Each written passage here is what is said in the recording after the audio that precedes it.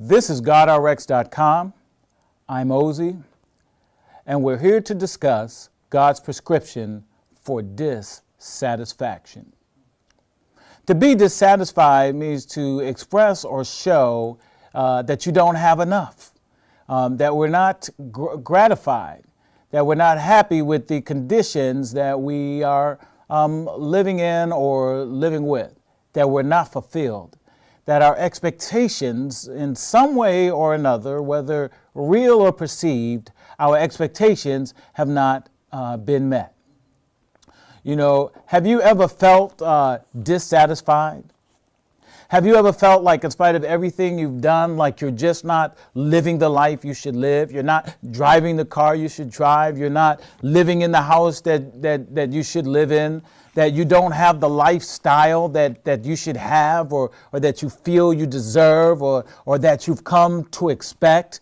And that some reason based on this perception or these expectations, you feel that God has somehow let you down. You feel less than. You feel dissatisfied. Well, God has a prescription for being dissatisfied.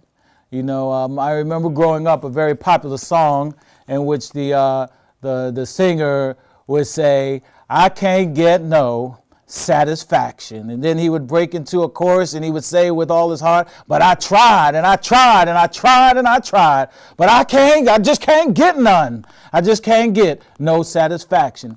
Well, the problem with being satisfied and meeting our expectations is that's just it, that we try and we try and we try to be satisfied by those external things, when God's promises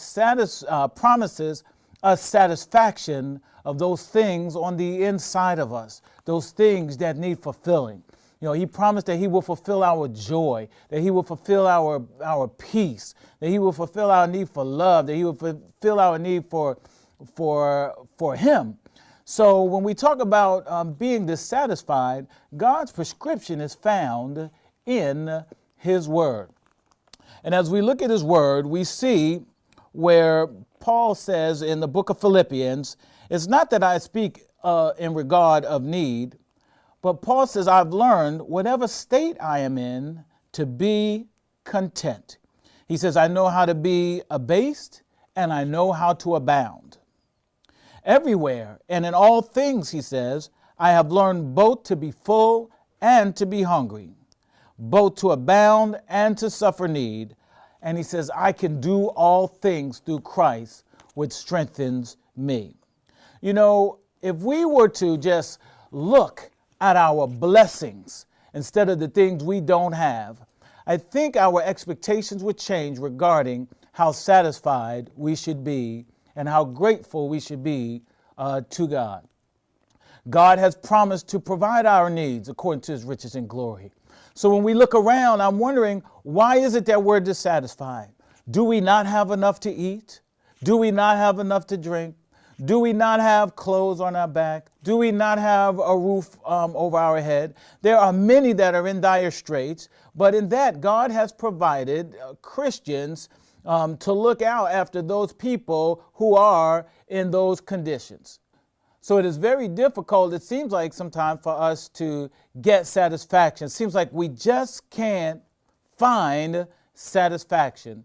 But if you were to count your blessings, you know, I was growing up in church, there was a hymn we used to sing, and it was, when upon life's billows you are tempest tossed, and you are discouraged thinking all is lost. Count your many blessings. Name them one by one. Count your blessings and see what God has done. And let's see if that would change your perspective or change your ability to be satisfied. Count your blessings. He woke you up this morning. Count your blessings. He started you on your way. Count your blessings. You have the use and activity of your limbs. Count your blessings. You know, you're here. Count your blessings. You know, that God has saved you. Count your blessings. He saved you. Count your blessings. He saved you. Count your blessings. He saved you. I don't know if you're getting what I'm trying to say here, but out of all of the blessings that we have, out of all the physical blessings, out of all the material blessings, Oh, the fact that he saved us, that he sent his son Jesus Christ to die for us, that one blessing overshadows all, because that is the blessing that gives us eternal life. So for dealing with dissatisfaction, I'll leave this with you. The psalmist said, "Oh, that men would give thanks to the Lord for his goodness and for his wonderful works to the children of men. For he satisfies the longing soul and fills the hungry soul with goodness." May God bless you and heaven smile upon you. Remember Psalms 107:20. He sent his word and it healed them. God bless you.